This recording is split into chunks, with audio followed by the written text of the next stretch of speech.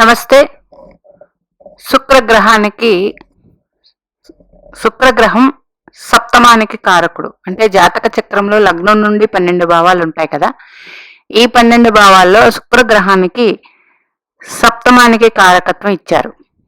అంటే ఒక్కొక్క భావానికి ఒక్కొక్క కారకుడు ఉన్నారు. శుక్రుడు సప్తమానికి కారకుడు. వృషభ తులలకి ఆయన అధిపతి అయితే సప్తమానికి కారకుడు. అంటే వృషభ తులలు కూడా జాతక కాలపురుష కుండల చక్రంలో 2వ రాశి 7వ రాశి అయ్యింది. ఒక కుటుంబానికి సంబంధించి మొత్తం శుక్రగ్రహం చేతిలో ఉంటుంది. అందుకని శుక్రగ్రహానికి సప్తమ కారకత్వం ఇచ్చారు.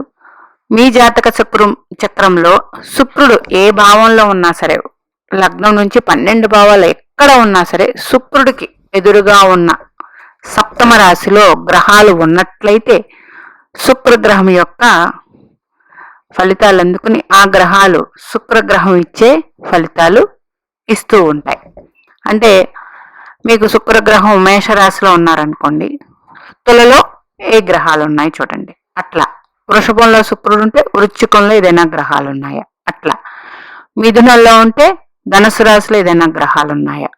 అంటే శుక్రుడికి ఉన్న ఎదురుగా ఉన్న రాశి సప్తమం అవుతుంది. ఆ సప్తమంలో ఏదైనా గ్రహాలు ఉంటే శుక్రగ్రహం బలం వాటి మీద సంపూర్ణంగా ఉంటుంది.